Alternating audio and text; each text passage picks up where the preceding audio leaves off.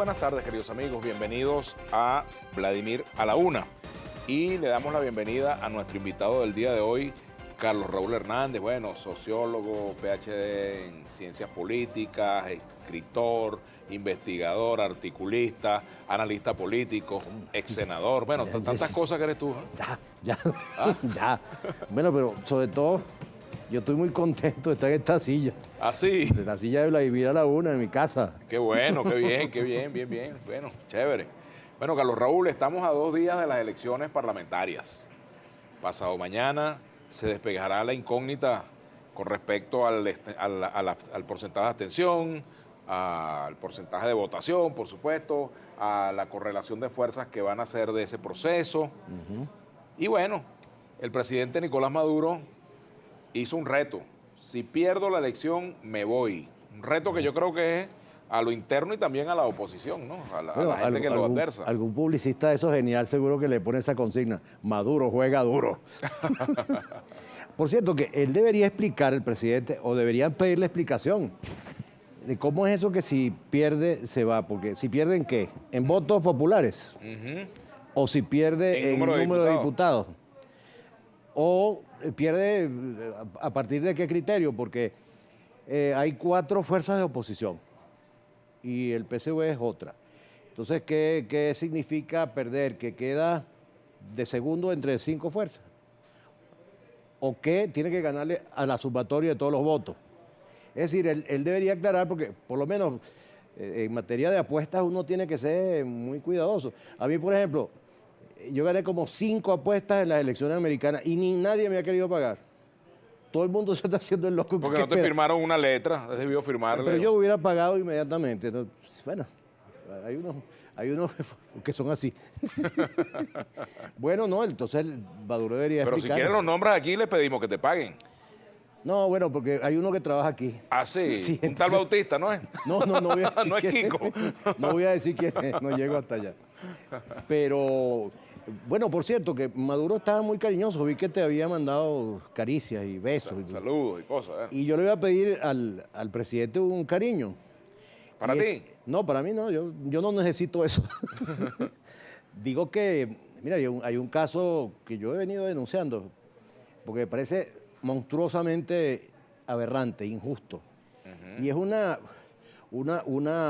veterinaria de Calabozo, de apellido Villasana, muy conocida, muy querida, que tiene una finquita de 3 hectáreas, de 30 hectáreas. Y entonces hay un par de cantantes que se han dedicado a invadir fincas, y le invadieron la finca. ¿Cantantes? De cantantes, ¿no? No vaya a creer que son Pavarotti y Plácido Domingo que andan ocupando tierras ahí en Calabozo, pero son 2 cantantes. Bueno, y entonces el presidente tiene la ocasión, ahora en diciembre, chicos, ¿cómo es posible que a uno le invadan una finca y además que se le invadan en diciembre? Entonces, el presidente tiene la ocasión de... ¿En qué lugar del estado? Calabozo, en Calabozo. En el estado Guárico. Pero una cosa absolutamente aberrante. ¿Cómo vas a invadir una finca de 30 hectáreas, además, en plena producción de arroz? Entonces, esas son cosas de ese... Chico, uno necesita que... ¿Y 2 cantantes conocidos, medianamente conocidos, o no son conocidos? Bueno, yo no los conocía. Ok. A lo mejor lo conocen allá. Pero seguramente. Allá lo conocen, pero más bien lo conocen como ocupadores de finca. ¿De finca? Sí, más que su afición musical, es la afición a la finca. Bueno, presidente, entonces, por favor, ayuden en eso, a que esa familia pase una buena Navidad. Volvamos a la política y pendiente de ese caso también. Tomo nota de eso. Tome nota, presidente. Carlos Raúl, precisamente, ¿no? Ahora, volviendo al escenario electoral, cuando el presidente plantea esto, ¿lo hace a sabiendas de que la oposición que participa es una oposición débil frente al PSUV o cree que puede recibir una sorpresa ese día? Yo creo que él está mandándole un mensaje a los chavistas, porque como dicen que hay... Ajá, adelante. La información que uno tiene es que hay mucha... En el chavismo hay mucha resistencia a votar. Incluso que el disgusto con el gobierno hace que muchos estén pensando en otras opciones. Entonces, yo creo que lo que le está diciendo Maduro es, bueno, muy bien, ok, salgan de mí para que vean entonces que se va a tener que enfrentar ustedes con los opositores y se les van a acabar los privilegios que les hemos dado. O sea, yo creo que eso es una jugada para eso, para activar la movilización interna. Y apagar la rebelión que parece que hay en las filas del propio chavismo. ¿Por qué habría esa rebelión en la fila del chavismo? Están cansados de pasar trabajo, necesidad, hambre, bueno, no hay agua, no hay luz, no hay nada. Entonces, es un país que está viviendo, y sobre todo en el interior, acercándose a la edad de piedra.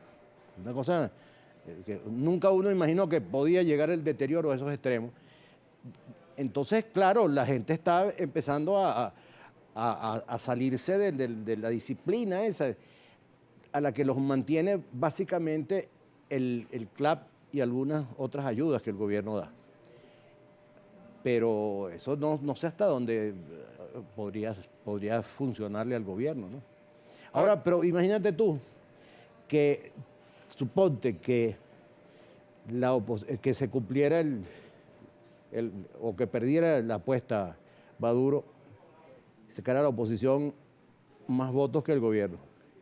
Bueno, en primer lugar, el gobierno queda extremadamente debilitado. Eso desencadenaría, por supuesto, otros procesos. Siempre, desde mi punto de vista, sobre la base del entendimiento y del diálogo. Nunca que vuelva la loquerita esta de los loquitos a quemar cauchos y quemar calles. Pero además, ¿cómo quedan estos? ¿Cómo quedan los radicales? Bueno, queda muy mal. Suponte que Imaginemos que este sector de la oposición gana la elección el domingo. Queda muy mal los que llamaron a no votar. Imagínate. ¿Ah? Pero aunque no ganara, suponte que quede o que la diferencia a cabeza, sea, de una exacto, cabeza. ¿Cómo quedan ellos? Bueno, como lo que son. Además, no van a quedar nada distinto a lo que son. ¿Qué es lo que son? Bueno, lo que son es eso. Ahora fíjate, Carlos Raúl, es interesante ese debate porque Fede, todo lo que ha sido las líneas políticas en la oposición, hubo un deslinde a partir del 2018 en la oposición venezolana, entre el sector que participa, que decide participar en la elección, y el sector que decide no participar. Y eso se ha traducido en acciones políticas concretas y que las hemos visto. Y quizás este proceso del domingo también sirva para evaluar eso, para evaluar hasta qué punto el liderazgo de la oposición ha sido asertivo o no en sus estrategias, ¿no? Para, digamos, evaluarlo a la luz del sufragio, ¿no? Pero tú sabes que ahora está de moda cuando a uno le cortan las patas, Ajá. no decir como antes, sino me cortaron las patas o me botaron, sino cerramos un ciclo. Si hablan ahora bueno, yo creo que aquí se cierra un ciclo el domingo. Se cierra un ciclo que comenzó de manera brillante con el triunfo de las elecciones de la mayoría de la Asamblea Nacional en 2015, en diciembre de 2015. Y que además la gente, bueno, como aquel cuadro de Chagall, que el pito ruso, que la gente bailaba en las calles y los burros volaban de la alegría de que el final de lo que llamaban el régimen venía. Bueno, ya vimos lo que pasó, esto se convirtió en una pesadilla, lo que queda son escombros. Y de la mayoría que se casó en el 2015. De esa mayoría. La mayoría se convirtió a sí misma en escombros. Y tienen un argumento absolutamente autocomplaciente. Cuando acabaron con la Asamblea Nacional y entonces le echan la culpa al gobierno, pero por supuesto que el gobierno no es el adversario, pero como alguna vez hablamos tú y yo, lo primero que se estudia en análisis estratégico, que debieran algo saber, lo que hace política, son los efectos colaterales posibles, las eventualidades, los rebotes, las consecuencias. Entonces, ¿qué pasa? Si tú ves a un señor que mide 2 metros y pesa 150 kilos y es karateca, y tú decides que le vas a dar una bofetada, tú tienes que calcular qué va a pasar después. O sea, no puede ser que tú creas que tú le vas a dar al señor una patada o lo vas a empujar y no va a ocurrir ninguna, no va a tener consecuencias eso. Bueno, estos señores decidieron tumbar al gobierno, lo están diciendo desde el primer día, lo intentaron a través de los más variados métodos. Bueno, ¿y qué esperaban ellos? Que no iban, esos caramelitos que tenemos en el gobierno, esos angelitos, no iban a reaccionar. Vamos a seguir comentando ese asunto al regreso con Carlos Raúl Hernández en este programa Vladimir a la Una del día de hoy. Carlos Raúl a la Una es nuestra etiqueta. Siempre se queja que no le ponemos el nombre en la etiqueta. Ya venimos. Bueno, continuamos con Carlos Raúl Hernández. Carlos Raúl, hablando un poco los efectos de una política, ¿verdad? De las consecuencias de las decisiones políticas que se asumen. Si tú asumes una línea política, por supuesto tienes que esperar que tu adversario te responda. Y tú, como en el ajedrez, quizás tienes que pensar las 2 o 3 jugadas que él pudiera ejecutar, ¿no? Claro. Bueno, es que eso pasó en la oposición, no pasó. En eso consiste tanto que hablan de estrategia. Yo estoy asombrado de la cantidad de veces que se repite la palabra estrategia en Venezuela. Y sobre todo un país donde nadie pareciera tenerla, porque ni el gobierno ni la oposición.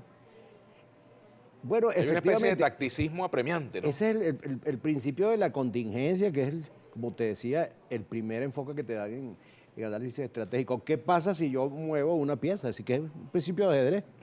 ¿Qué pasa si yo desplazo A hacia B? Si va a haber efectivamente resultados de eso.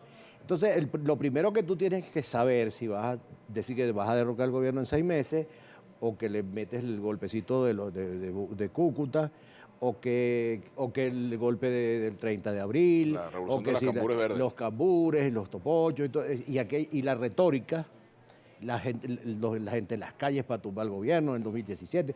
Bueno, tienes que saber que el gobierno va a acabar. ¿Qué tal si hubiera ocurrido eso en otro país? Por ejemplo, yo le decía ayer a un amigo mío, bueno, si le hubieran hecho un atentado como el que le hicieron a Maduro, a Macron, ¿a cómo hubiera reaccionado Macron?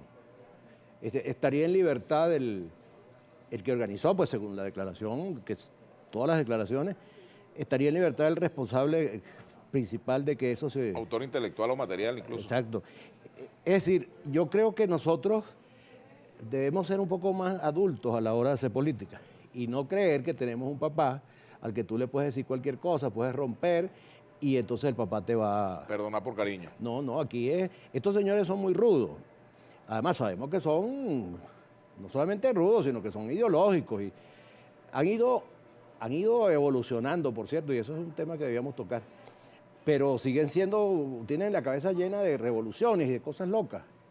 Bueno, entonces, si tú sabes que todo revolucionario cree que está actuando en nombre del bien, de la justicia y de la verdad y de los pobres. Si encima de que son unos rudos, están actuando imbuidos por la idea de que tienen la verdad y que todos los demás son unos bichos, pues hay que tener cuidado en hacer política con ellos. Hay que hacer una política extrema. En los regímenes donde hay autoritarismo de diferentes matices, hay que ser mucho más inteligentes que los que detentan el poder, para poder de alguna manera construir fuerzas y ganar. Bueno, y aquí lo que se ha hecho es, mira, esto no tiene comparación. Yo nunca había visto el caso de una oposición tan incompetente, tan necia como la que hemos tenido en estos 5 años. Mira, en ninguna parte, creo yo, y mira que me he fijado, después que tú llegas a un éxito como el de 2015, reviertes el proceso y te conviertes en un iñapo como es hoy. Eso yo no lo he visto. Siempre, en general, los procesos de lucha de esas fuerzas opositoras a regímenes donde hay elementos autoritarios, cuando llegan a ese punto es porque ya tienen al gobierno con la pistola en el pescuezo. Es decir, la pistola es política. Es decir, cuando ya está prácticamente resuelta la lucha por el poder. Aquí no, aquí ocurrió... Bueno, es que sencillamente todavía uno no logra concebir cómo puede haber pasado eso. Cómo pueden haberse devuelto... Sin embargo, fíjate, en la comunidad internacional siguen los países manifestándose que no van a reconocer la elección parlamentaria, por ejemplo. No conocen las interioridades. Esto es una creación de Trump. Este adefesio de oposición que tuvimos es una creación del trumpismo. Y el trumpismo mismo es un adefesio. Y tú ves cómo razonan ellos. Es decir, ellos razonan más o menos con la misma elementalidad que lo hacen sus factores aquí, sus marionetas aquí. Es decir, una visión simple y además polarizada del mundo, de buenos contra malos. Es decir, que es la visión revolucionaria del mundo, buenos contra malos, revolucionarios de derecha y revolucionarios de izquierda.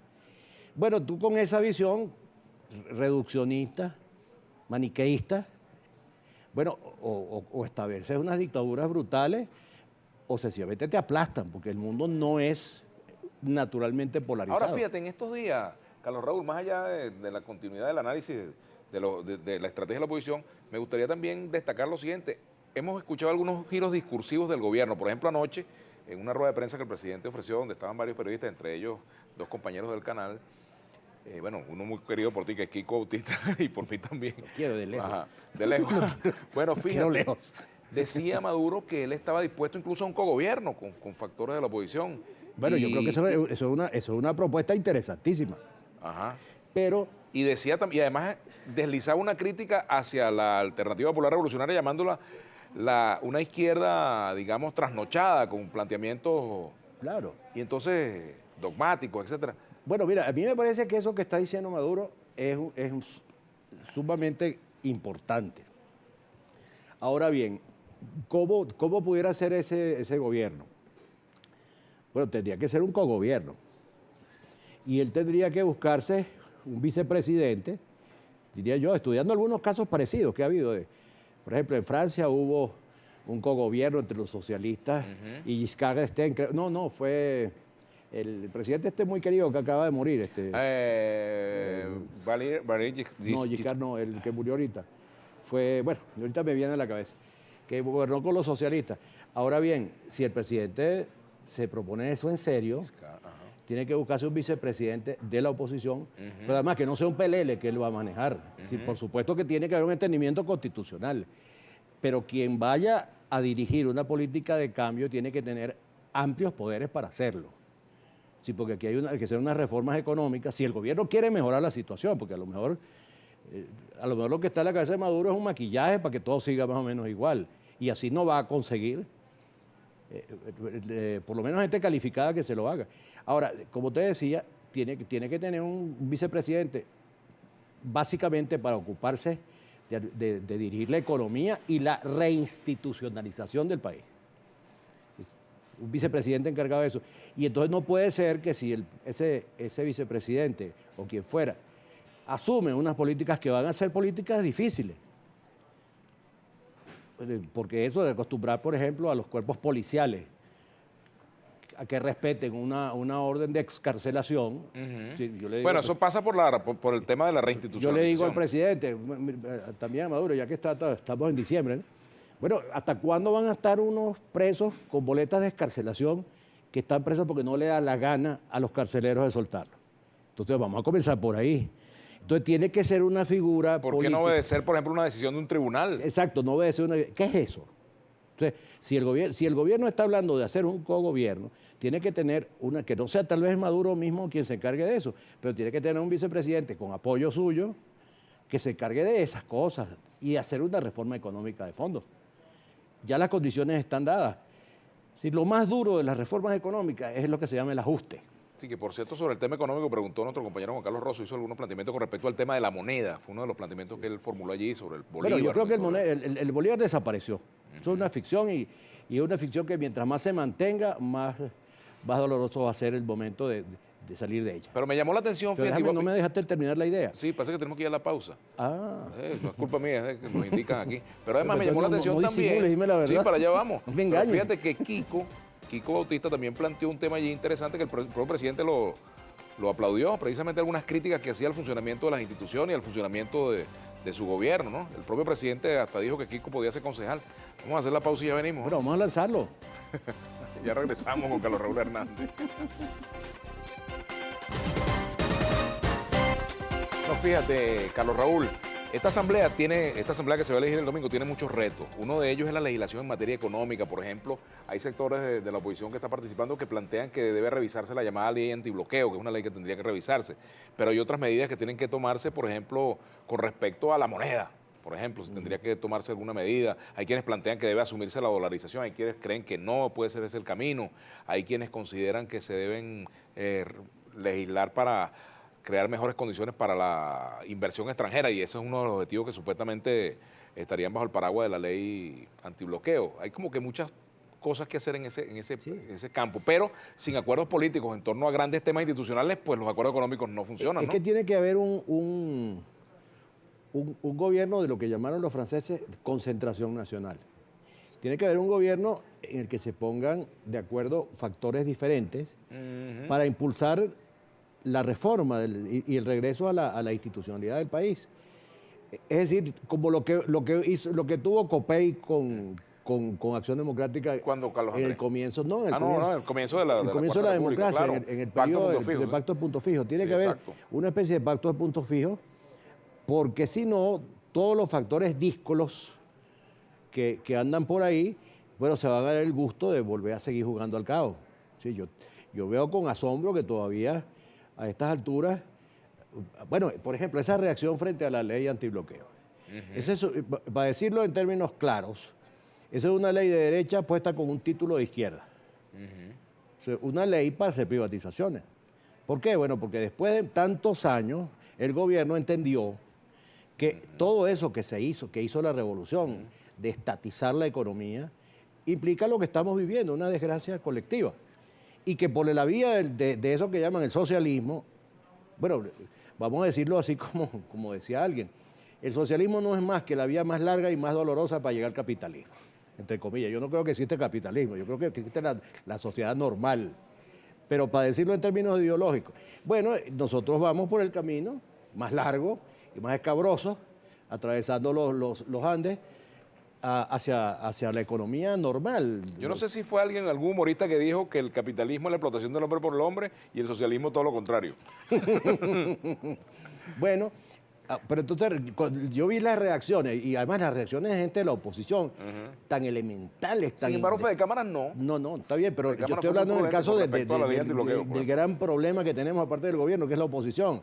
Así que no entendían lo que iba dentro de esa ley, que es la posibilidad de abrir la economía otra vez a los capitales privados y públicos, nacionales e internacionales. Ajá.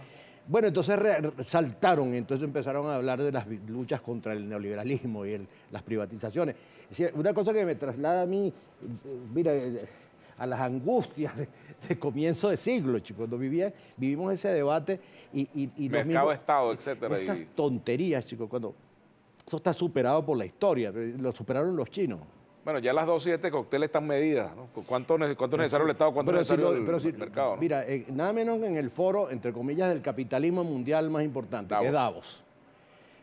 Nada menos que el jefe de un gobierno supuestamente comunista, que Xi Jinping, dijo, hace 3 años, en 2017, dijo, yo quiero ser el líder de la globalización liberal de los mercados.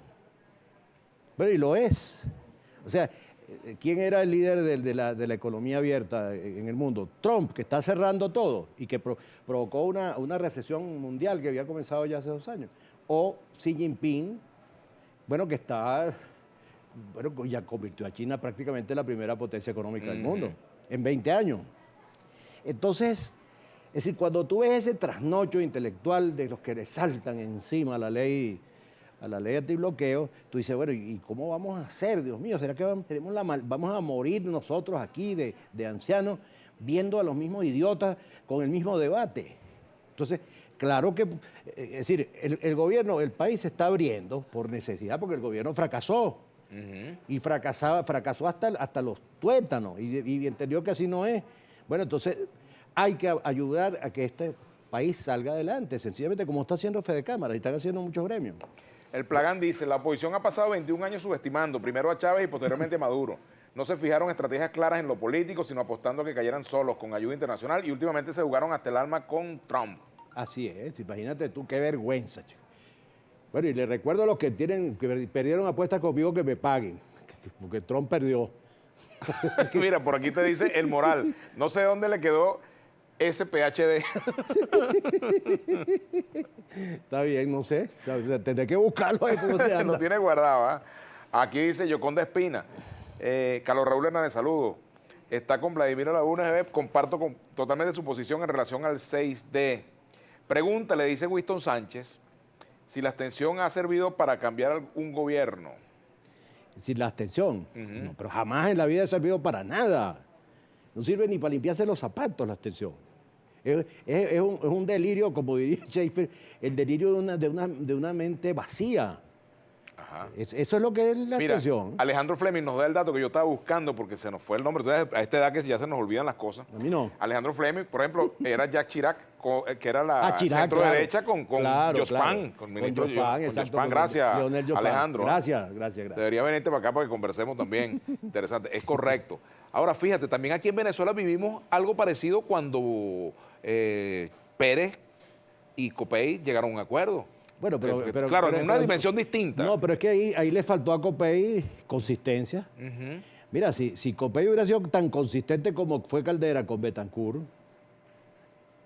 hubiera sido Copey con Pérez, ni cae Pérez, y estuviéramos viviendo en uno de esos Emiratos. Las calles serían de oro. Yo muchas veces escucho algunos audios que manda por allí, por ejemplo, Miguelito Rodríguez. ¿Tú los escuchas? Sí, claro. ¿Y estás de acuerdo con él? En muchas de las A cosas. veces sí, a veces no, pero él tiene el problema que es humanamente comprensible, ¿no? Que él está muy resentido, porque, ¿verdad? Lo que estaba haciendo Miguel aquí era convertir a Venezuela en una potencia. ¿No fue comprendido o no lo supo hacer? No, él lo estaba haciendo muy bien. El paquetazo de Pérez recibió mucho rechazo. Bueno, pero exacto, pero recibió mucho rechazo porque estas son unas élites extremadamente mediocres. O sea, tú ves quiénes son los asesores de Guaidó, los capitostes, unos que son empresarios, otros son de la iglesia. Su mediocridad los hizo que además fueran de los responsables principales de la caída de Pérez. Ellos tienen 30 años destruyendo toda posibilidad de cambio progresista en este país. O mejor dicho, cambio progresivo. Y siguen. ¿Quiénes son los que dan la cara por este barrial que montaron en la Asamblea Nacional en estos últimos días? Ellos, los mismos que dieron la cara contra Pérez. Bueno, entonces, ¿qué pasa? Que Pérez estaba haciendo el mejor programa de reforma que había en América Latina. Solo que las élites se rebelaron contra eso, porque iban a perder sus privilegios. O sea, los empresarios iban a tener que competir, porque le estaban quitando los subsidios. Los partidos políticos iban a tener que competir también, porque las reformas electorales estaban obligando a elegir a los gobernadores, a elegir por sistemas nominales a los candidatos. Es decir, se estaba acabando la protección que había para evitar que la gente compitiera, tanto en el área económica como en el área política. Bueno, entonces una sociedad en esas condiciones reaccionó, fue una sociedad reaccionaria contra Pérez. Y dirigida pero además esa reacción no era de los ignorantes, como quieren decir, que si son los pobres. Ahora le echan la culpa a los pobres. No, si fueron las élites del país. Empresarios, periodistas, gerentes de medios. Una pregunta que te quiero hacer. Ajá. ¿Tú vas a votar el domingo? Pero claro, ¿Y por qué la Divina Diva dice por aquí, hoy Vlad Villegas entrevista a un desestimulador del voto y de la política en general? ¿Por qué te dice eso? bueno, ese señor, él es un señor, ¿no? Ajá. Él se llama José Luis Fernández. José Luis Fernández, sí, el que se pone el nombre de la Divina Diva. Yo no sé, él tiene la tiene codida conmigo hace mucho tiempo y ahí me divierte mucho, ¿no? Bueno, yo no sabía, pero... José Luis Fernández Show, creo que se llama. Bueno, me decepcionaste, yo pensé que era una dama. No, Pero bueno, no. vamos a hacer la pausa, ya Además venimos. es muy feo, por cierto, el tipo. Ya regresamos con Carlos Raúl Hernández. Carlos Raúl a la una.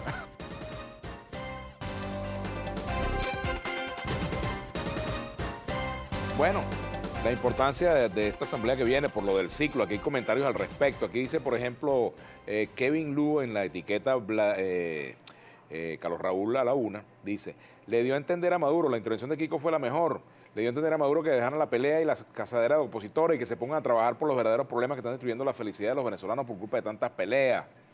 Bueno, José Marmo no le gusta la analogía que tú haces con Macron y Maduro. Jesús Tapia, muy acertado el amigo Carlos Raúl Hernández al afirmar que del triunfo de la oposición de 2015 solo quedan escombros y que a partir del 6 de diciembre se cierra un ciclo en el país. Pregúntale, dice Celestino López, si sabe o conoce o que nombre o enumere las últimas verdades o promesas cumplidas de Maduro y su régimen. Pero yo creo que Maduro nunca ha cumplido ninguna. Ajá. Así que Aquí en Mérida estamos fregados y cada día peor, dice Celestino López. Rafael Pérez, ¿qué opinión tiene usted de la estrategia del gobierno de haber logrado transformar a sus más radicales opositores en sus aliados para estas elecciones del 6D? Bueno, es que el problema es que yo lo he venido diciendo hace mucho tiempo. Todas esas operaciones insensatas que se hicieron aquí desde 2015, desde en 2016, lo que hacían era consolidar a Maduro y convertirlo además de un presidente bastante frágil y cuestionado. ¿Te acuerdas cómo en el PSV lo cargaban a monte? Todo el mundo lo cuestionaba, le criticaba. Bueno, lo han ido convirtiendo de victoria en victoria, es decir, de locura y locura de la oposición, lo han ido convirtiendo en un jefe indiscutible. Entonces, efectivamente, quienes acabaron con la oposición fueron precisamente esos que, por un lado, quisieron tumbarlo de una manera absolutamente alocada, infantil. Bueno, y por el otro lado, se genera una división dramática en la oposición en la que pareciera que ambas partes se odian más que lo que pueden odiar al gobierno. Pueden odiar al gobierno. Ujú. Y yo creo, por ejemplo, por ahí vi un videíto que mandó el presidente, ¿cómo es que lo llama? El presidente interino. Bueno, un videíto que se ve que ellos tienen un gran temor de que la oposición pueda ganar las elecciones en votos o en lo que sea. ¿Se sentirían aliviados si pierde la oposición? Pero justifica No, su no, política. se sienten aterrados de que gane la oposición, porque eso es lo que trasluce el discurso de Guaidó. Dice, viene las trampas y no sé qué, las trampas del Maduro. Es decir, está asustado porque tú te imaginas lo que significaría que esa oposición, además que yo diría, no es que sean aliados del gobierno, es una oposición también que no logró levantar vuelo. Es decir, no logró tener una personalidad frente al gobierno. Es decir, sus líderes no se convirtieron en figuras apreciadas ni queridas y son bastante opacas en general. Es decir, ¿Tú te refieres a la oposición que está participando? La oposición que está participando no logró despegar como fuerza. Entonces, ¿qué pasa? Que tú te imaginas que esa oposición con todas esas limitaciones saque más votos que el gobierno. O sea, ¿cómo quedan los que llamaron a la abstención? Eso sería una tragedia. Yo me pegaría un tiro, aunque esté en el pantalón. Por Dios. pero me lo pegaría si eso llegara a Fíjate, yo ocurrir. no sé, fuiste tú que citabas una frase de Perón cuando le preguntaron, mire, ¿cómo va a hacer usted para volver al poder? Bueno, yo no voy a hacer nada, mis adversarios se ocuparán de eso. Se ¿no? ocuparán de en este eso, caso, claro. cabe, bueno, mis adversarios se ocuparán de mantenerme en el poder. Yo citaba en estos días un acto en el Boca, en el estadio del Boca, cuando Perón estaba anunciando que estaba pensando en volver a Argentina, ¿no? Todavía estaba la dictadura militar. Y entonces, empezaron a hacer una campaña Perón de corrupto. Bueno, y en un momento dado en el Boca, eso fue en el año 73, creo. Ladrón o no ladrón, queremos a Perón. 40.000 personas gritando, ladrón o no ladrón, queremos a Perón. Es un fenómeno tan brutal, ¿no? Así es. Pero hablando de militares, porque Perón fue un militar, el rol de la Fuerza Armada en este proceso político, en este tiempo y en el que viene, y bueno, no solo en el proceso del domingo, sino en lo que viene. Mira, cada vez que uno veía el trumpismo, lo que llama Jean Maninal el trumpismo en alpargata, es decir, a nuestros trumpistas, a los nuestros, y la cantidad de insensateces, de locuras y de sedades que dicen. O sea, que tú dices, pero ¿de dónde puede salir tantas cucarachas? cuando hablan, cuando dan opiniones. Bueno, tú dices, cuando eso ocurre, tú piensas que, tú te imaginas que si le hubieran salido los planes que tenían. Que yo creo que los denuncié hace mucho tiempo aquí mismo. Y que luego, yo lo denuncié aquí como hace 2 años, creo. Y después apareció en una revista de esas de internet que tienen ellos, donde develan sus líneas. Que el plan era, si no podían derrocar a Maduro, entonces buscar una secesión nacional, dividir al país. De repente se alzaban, y por eso pedían el golpe, se alzaban un poco de destacamentos en Occidente, qué sé yo. Bueno, y entonces, venía una guerra civil, que es lo que estaban planteando, una guerra civil, luego una invasión extranjera. Entonces podrían establecerse unos límites y crearse un nuevo país. Como en Sudán, por ejemplo, sí, o cualquier otro. Como en todos esos estados fallidos, desde Vietnam para acá, de Corea, que llegan y los dividen, está bien, chicos, se queda Maduro por una parte, Pakistán, Caracas, la India, por ejemplo, qué sé yo. Y del otro lado, pues queda en manos de la oposición esta. ¿Y en qué lado te quedarías tú? No, yo creo que estaba apuntando a quedarse con el lado de Maracaibo. Bueno, Entonces, ese era un plan, y era un plan evidente, y por eso llamaban a las Fuerzas Armadas a intervenir. Por eso para te provocar pregunté el por la golpe. Fuerza Armada, el rol de la Fuerza Armada Bueno, ahora, ¿no? ahora yo te digo, aquí... El caso de Padrino López y todos los demás cuadros militares. Aquí el año pasado, no, el año antepasado fue, la oposición se puso sumamente servil con las Fuerzas Armadas. Entonces, después que tenían no sé cuántos años insultándolos, empezaron a decir que los militares, es decir, esas jugadas de política de bachillerato, ¿no? Entonces, hoy te digo que eres un perro, mañana te beso.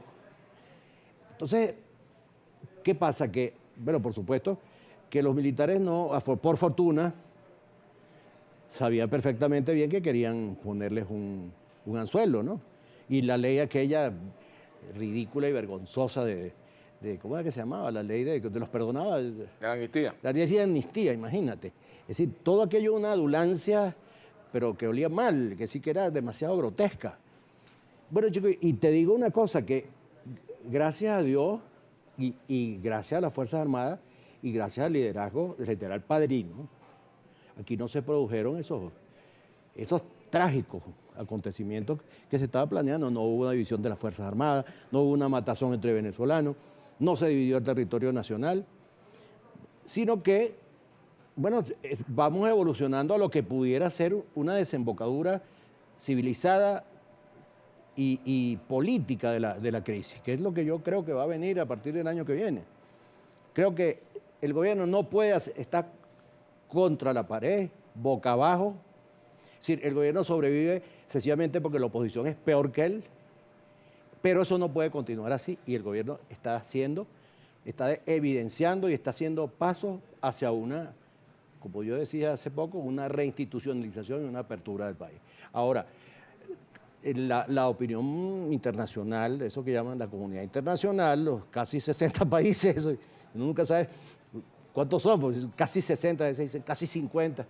O sea, esos casi tienen que ayudar a que aquí haya un proceso de evolución política como ha sido en todas partes. Tenemos que hacer una pausa. Y al regreso, por la última pausa por el día de hoy, y después de esa pausa vamos a evaluar el escenario internacional. Pero Anthony Baker Cuenta Nueva dice, entonces para ti Maduro es el más capaz dentro del PSUV.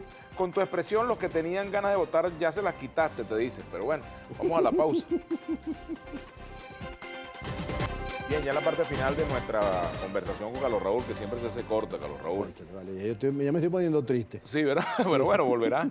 Fíjate, Carlos Raúl, para culminar lo referente al rol de la Fuerza Armada, que es muy importante, bueno, no solamente de cara al domingo, recordemos en el 2015, pues, el propio Padrino fue quien prácticamente dio a conocer, bueno, los resultados, puso las cosas sobre la mesa, lo hizo el CNE, pero me refiero a la... protegió a la Asamblea Nacional para que se pudiera instalar. ¿Te acuerdas que la Fuerza Armada cercó el Capitolio para que no hubiese violencia ni llegaran grupos ahí irregulares?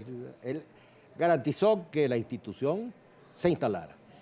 Bueno, tú sabes que yo le pregunté aquí al hijo del presidente Maduro, se lo pregunté en Vladimir la carta, no aquí, no en Provisión, que cuántos puntos le pondría él a la política económica del presidente Maduro, y él dijo que 19 puntos. Pero entonces yo te preguntaría a ti, si a ti te correspondiera evaluar al general Padrino López y la forma como condució la Fuerza Armada, ¿cuántos puntos le pondría del 1 al 20? No, pero lo que pasa es que no me vayas a poner a quedar como Madurito, no, por favor. No, yo a él lo respeto mucho, sinceramente, y creo que aquí le estoy haciendo un reconocimiento desde ese día que permitió que la Asamblea Nacional se instalara, porque los planes era que llenar aquello de los que llaman colectivos y crear una crisis y que la Asamblea no pudiera funcionar. Y te digo una cosa, cuando hacen esos razonamientos tontos que dicen que, ay, pero es que si ganamos no nos van a reconocer porque la última... A eso vamos, lo internacional, por ejemplo, el peso de lo claro, pero del sector de la comunidad internacional. Ahora nosotros, que ¿por qué reconocieron a la oposición en 2015, que ganó las elecciones?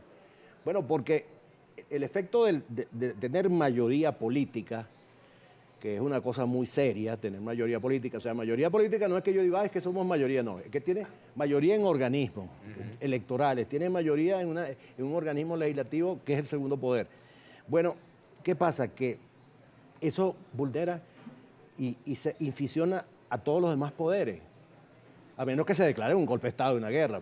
Pero en las Fuerzas Armadas, había una tendencia muy importante de oficiales que quería que no hubiera fuera una matazón aquí por no dejar instalar la asamblea, que instalar la asamblea y la cosa siguiera su ritmo político, que fueran los políticos del gobierno y la oposición quienes se resolvieran entre ellos, bueno, y se resolvió desgraciadamente por la vía que hemos tenido en estos años, ¿no? Que ha sido la peor.